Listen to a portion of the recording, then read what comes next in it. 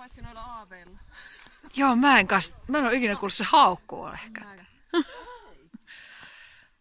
Joo, siellä tuli ihan Ne oli jänniä sen mielestä. Joo, siinä vaiheessa kun ne kääntyi, niin sitten ruvettiin vähän ilmoittelemaan, mitä mieltä ollaan asioista. Oliko mikä yllätti? Ei. Muuta, niin. No ei oikeastaan. Joo. Okei, no mutta mä käyn läpi tätä taas, että mitä havaittiin. Eli se tuli tervehtimään itse, otti kontaktia, lähti kävelylle mun kanssa ihan mielellään ja kun vähän sitä houkutteli, niin se tuli ja otti kontaktia ja oli kiinnostunut. Ja antoi nätisti käsitellä itteensä, että ei lähde mitään. Leikki on ihan selvästi sen ykkösjuttu ja se on ihan niin kuin, harva koira näkee ikinä olevan noin aktiivinen ja innoissaan ja leikkimisestä kun tämä koira oli. Lelunsi ottaa sillä, että vähän niin kuin, ei nyt varoen, mutta sillä, että siihen menee aikaa.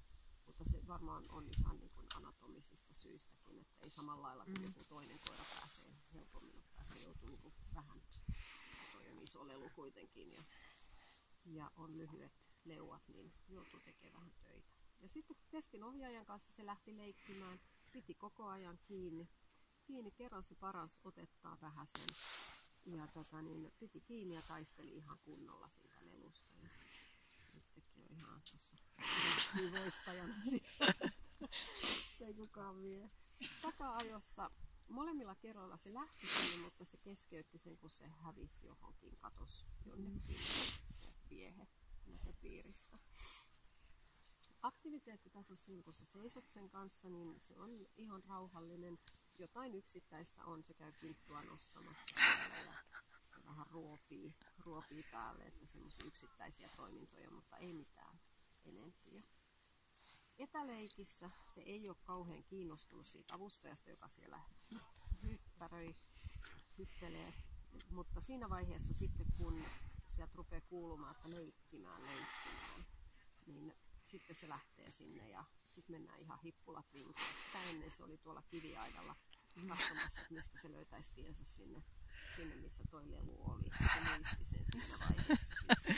Joo, se kävi siinä. Sitten kun se pääsi sinne avustajan luo, rupesi leikkimään, niin se veti siellä vastaan niin kauan se kisko siellä, että kun tuli se passiivinen vaihe ja silloin avustaja päästää siitä lelusta irti, kun se kiskoo vastaan, niin sitten se voitti sen lelun itsellensä. Mutta sen jälkeen sitten avustaja ei enää kiinnostunut, vaan se etäleikkiä siellä. Että vaikka se kuinka huuteli, niin ihan yhtä tyhjän kanssa. Kun lelu oli saatu, niin leikissä itseksesi, kun mä leikin tällä lailla. Kumpikin leikkii omillaan. Sitten ruvettiin pelottelemaan sitä. No ensimmäinen oli haalari. Siinä ei mitään kuin semmoinen pieni polvien notkahdus tuli ja se meni siitä sinne haalarin lähelle. Se ei käynyt sitä haistamassa, mutta se kävi sen selvittämässä. Sen näki, kun se ramisteli itseänsä, niin tiesi, että se oli selvitetty. Mutta vietiin vielä se loppuun asti niin pitkälle, että sä houkuttelit ja katsottiin, että se tulee sinne. Niin haluttiin vielä varmistaa vaan, että se todella oli sen selvittänyt siinä alussa. Ja se oli todella selvä, koska sillä ei ollut enää minkäännäköistä mielenkiintoa sitä haalaria kohtaan. Ohituksissa, kun sä ohitat haalaria koiran kanssa, niin ei siellä ole mitään. Se kulkee ihan niin kuin mitään ei olisikaan. Räminälaitteella siinä reaktio, se vaan jatkoi eteenpäin matkaansa, eikä sitä millään tavalla niin kuin kiinnittänyt huomiota koko laitteeseen. Ja siinä sitten tuli sinne sun luokse, laitteen luokse siinä vaiheessa katsomaan, kun sä houkuttelit sitä. Ohituksissa ei siinäkään ollut mitään. No aaveilla sitten, se oli eka paikka, jossa saatiin uhkaeleitä esiin. Sieltä tuli enemmänkin sitä. Sieltä tuli koko ajan semmoista syvää murinaa. Ja silloin oli niskan päällä tuolla hännän tyvellä, niin oli karvat ihan pystyssä. Ja se tosiaan se kesti koko sen ajan, kun ne aaveet tuli sieltä. Sitten kun aaveet kääntyi ympäri, niin sitten sieltä tuli sitä haukkumista ja sitten tuli vähän semmoista kuulisteluakin jopa vielä lisää siihen. Ja sitten kun sä olit siellä aaveen edessä ja se on kohta jo suolistettu. Ja niin, kun sä olit siellä aaveen edessä ja houkuttelit koiraa paikalle, niin se meni katsoa sitä toista aavetta. Eli ei mitään järkyttävää pelkoa ollut semmoista, että siihen on sun apuja tarvittu. Eli itsenäisesti sitten meni sinne ja otti kontaktia.